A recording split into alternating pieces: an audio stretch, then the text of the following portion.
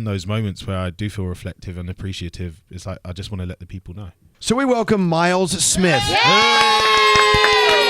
know I love Myles Smith is actually clapping and yaying for himself. Let's go.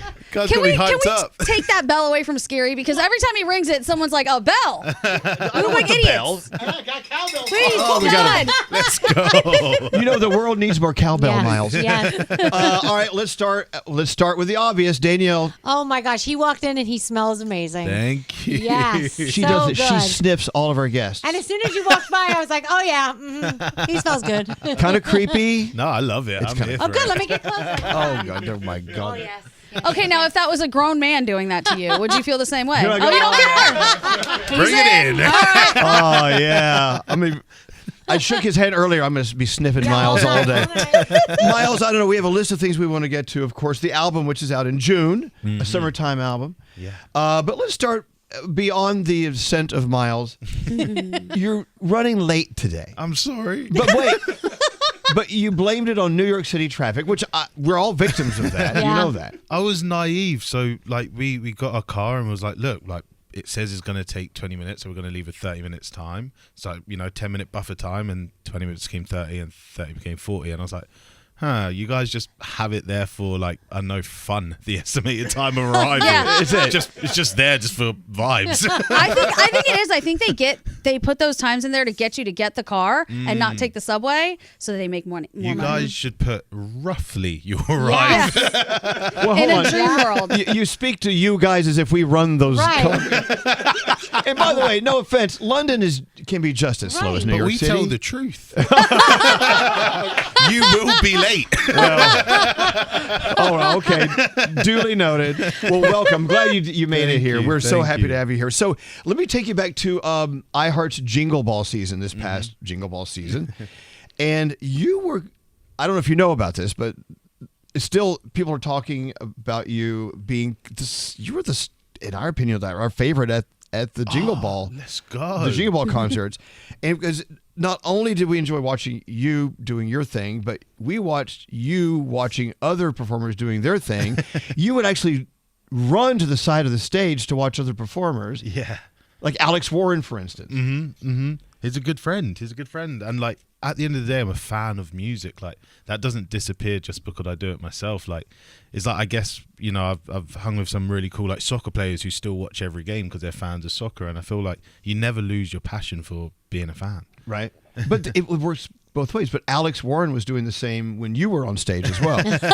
He's a great guy. You need to know that. So now you guys, did you meet over Jingle Ball or did you meet some other time? We met a couple years ago, I want to say, but we've like always stayed in contact. And because we're going through similar things at a similar time, it's nice to have someone that you can look at and be like, this is mad, right? And they look back and go, this is definitely mad.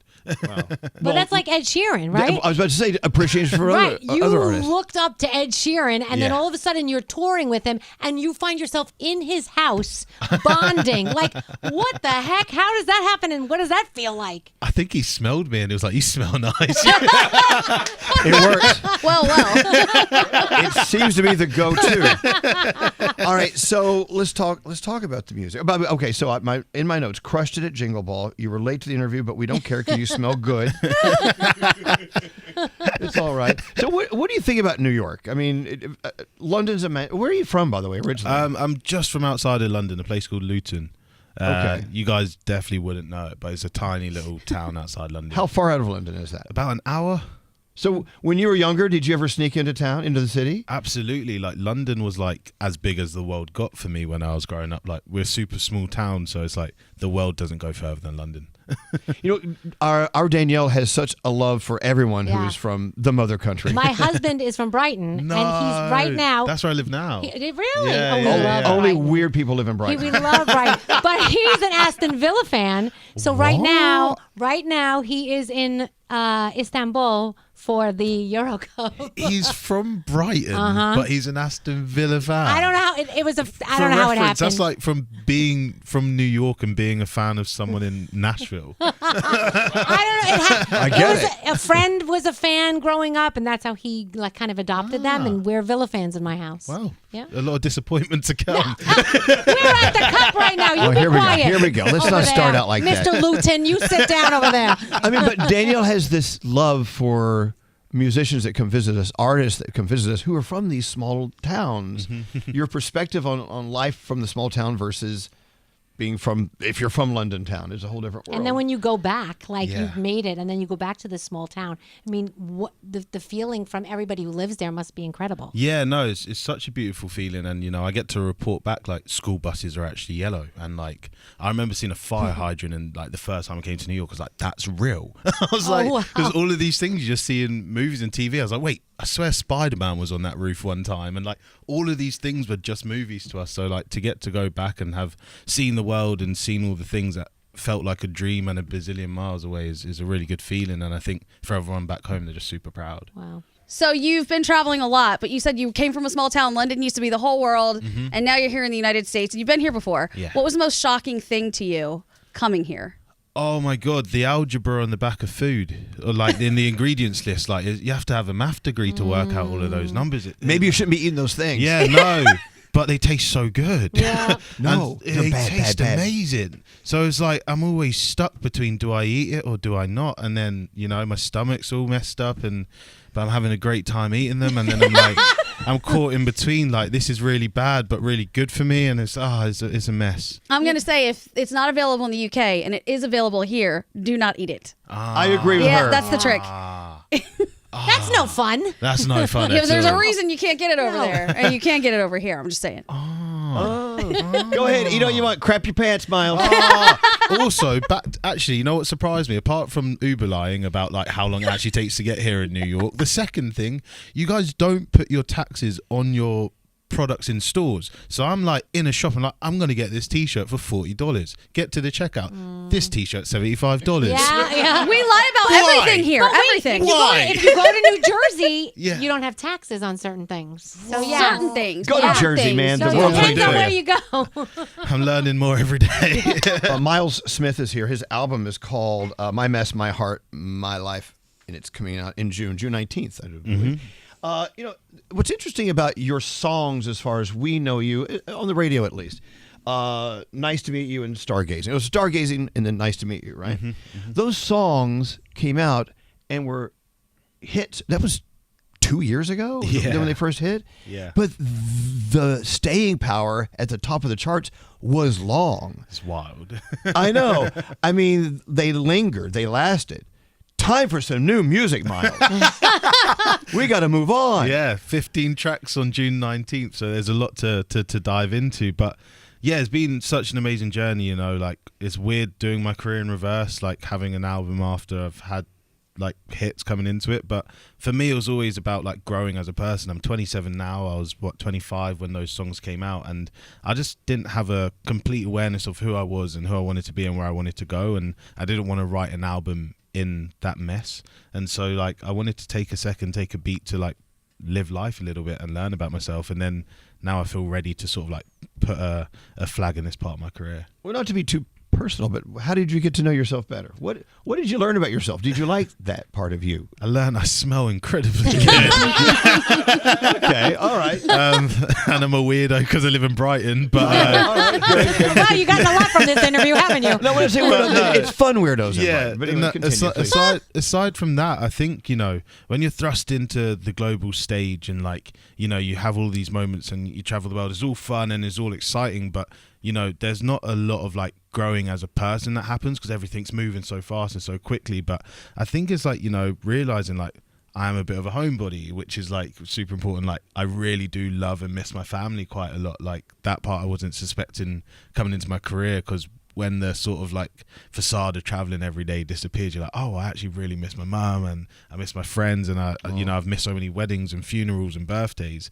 And so in that time, I just spent the last 2 years really trying to rebuild those connections and to really, center myself and ground myself. And I think that's where this album comes from, a place of grounding.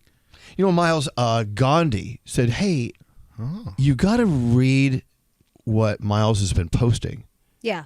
And so we found you let it out there. You actually share a lot with all of us when you post. For instance, you were Well, talking. I like that you postponed your album, and the reason that you postponed it, you were very honest about, which was in the middle of all of this, there's been so much chaos, and you've been doing so much that you stopped being still. You stopped enjoying some of the things that were around you and really taking it in. Yeah. So you wanted to pause, give yourself a week to actually take things in and push it off until the 19th instead of the 12th.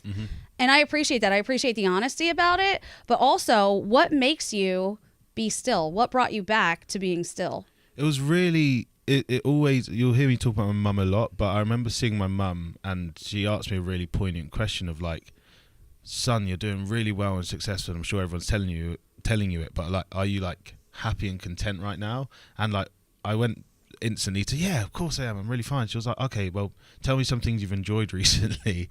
And I got really stuck because all of it was just being in like the, I guess, the whirlwind of what we do for a living. And she was like, you've achieved so much, you've done so much, you made all of us proud, but I think we've all enjoyed this journey way more than you. And so you should really take a pause and just be proud of what you've achieved. And for me, I was just like, that's good. And then she was like, why don't you just like push your album or something? And I was like, it doesn't work like that. She was like, why not?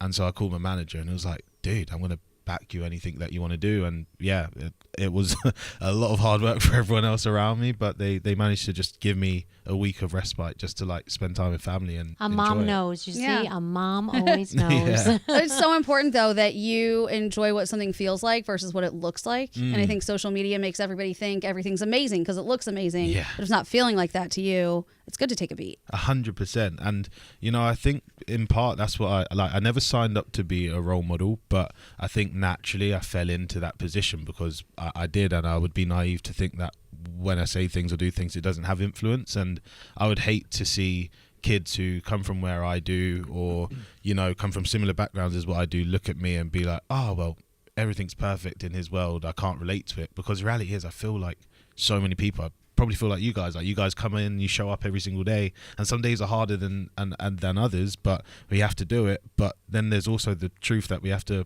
you know, sometimes put on a smile when we're not feeling like it, and that's okay. And I think it's just letting people know that's okay. Wow. Well, you're making our job easy today. It's a pleasure to meet you. Myles Smith is here. May I read one more thing, and then we'll stop obsessing over your social. I don't know how to start this, so I'm going to say it messy. Do you remember writing this? Yeah. There were days making this album where I genuinely didn't recognize myself, giving so much away I couldn't tell what was left. Sitting in the studio at 2 a.m. wondering if any of this was real.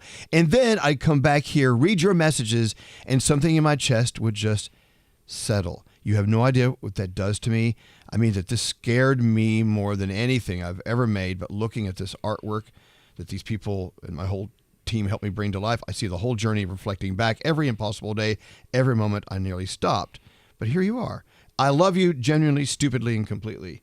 So you really do love to share, just like a great writer would share with the music, you share with your fans. Yeah, because they're a big part of the journey. You know, I wouldn't be me without the people who choose to listen to my music. Like, there's 100,000 songs uploaded a day, and people somehow find mine and choose to stick with me throughout it all. And you know, it would be remiss of me to ignore the fact that like I play such a small part in the career I have. If you guys don't play me on radio, if my team don't wake up and do their job, if my fans don't choose to listen to my music, then I don't have a career. And so it's like in those moments where I do feel reflective and appreciative, it's like I just want to let the people know. Well, look at that, though. You have the feedback. But let's say let's go back how many years when we didn't have social media. As an artist, you just had to throw it out there, just hope someone heard it. You don't know until maybe a month or two later, the label calls and says, you know, people are actually saying that they're buying your stuff. We'll let you know, and we'll give you a check one day, maybe. I don't know. 100%. You don't know, but now you know immediately that day. An hour, 10 minutes after you go off a stage doing a show, you know exactly how they're feeling about you. Yeah. Would you feel just totally blind if you didn't have social media? I think I'm lucky that I've got people who show up to my shows, which is like, you know, that's where the real connections are made. Like I always say, like a career is defined when you take away the hits and you take away the social media likes. It's like what's left, and it's like people who show up to shows and people who enjoy the music. And I'm in a really privileged position where, you know, I could go into New York and say, hey, come meet me here, and loads of people show up because they love the music, or be in the middle of Oslo and do the same thing, and people show up. And I think that's what defines my career, not how many reposts I have on a TikTok or how many likes I have. You're so reasonable and sensible about this. I love it. No, but I mean, I know it's anxiety inducing, and you said like this has caused a lot of anxiety for you. How are you feeling right now at this moment with all of it? I feel so happy. I feel really good. I feel like I turned a leaf where anxiety turned to excitement, and I feel like it was just speaking to my team, speaking to my manager, and it's like, you work so hard, like you should be enjoying this moment, and he's like, whatever the outcome is, like, who cares? And it's really funny. I think I was with Ryan Tedder a few weeks ago, and he I'm was, sorry, did you Name just drop a name? Name drop. Oh no! That's okay. Oh, okay. Please continue. You were with Ryan Tedder. Go ahead. Yeah, when Ed Sheeran and Lewis Capaldi, and it was crazy, dude. No, I was with Tedder, and he was like, Oh wait, you just called him Tedder. Yeah. Anyway. I was with our dog, and and he was saying when he was at a similar stage in his career, his manager took him to a coffee shop because he was like fretting about like all the expectations and all the pressure, and he said, okay, let's go to a coffee shop and get a coffee. And they sat there for 2 hours, and then at the end of the conversation he said, look around, no one cares. Everyone's got their own lives and their own things and their own stresses and their own problems. It was like, you should just enjoy the people who do care. And I think I took that and ran with it, because it's so true. Like, why care about everyone who doesn't care? And give, I guess, thanks and praise to the people who do, and appreciate where you are. You were such a sweetheart. Yeah. I mean, are you always like this, or do you have moments where you throw sharp objects at people? Kick puppies. I mean, I'll ask your team. Is he really a jerk sometimes, like a total a-hole? No. They said no sharp blunt objects. He throws pillows. Pizzas. He throws pizzas at us. It's just refreshing to sit down with an artist that has such a great, wonderful outlook, and we learn. Thank you. Learn from you. Look, we've been doing this for 1,000 years, and so when we meet an artist like you, Myles, I mean, it gives us energy and you're our spark plug, and keep us moving forward. We appreciate that. it. How is SNL, UK SNL? Like, we have had SNL here for a long time, Saturday Night Live. Yeah. But it's just starting over in the UK. Yeah. And we're hearing rumor it might even be funnier over there. Okay, I'm going to come clean. I've never watched the US one, so I have no reference point. I know I've probably just like absolutely wiped out an entire audience. Who No, now you No, did not. you're fine. Oh, they all hate you now. You're fine. Yeah. Yes.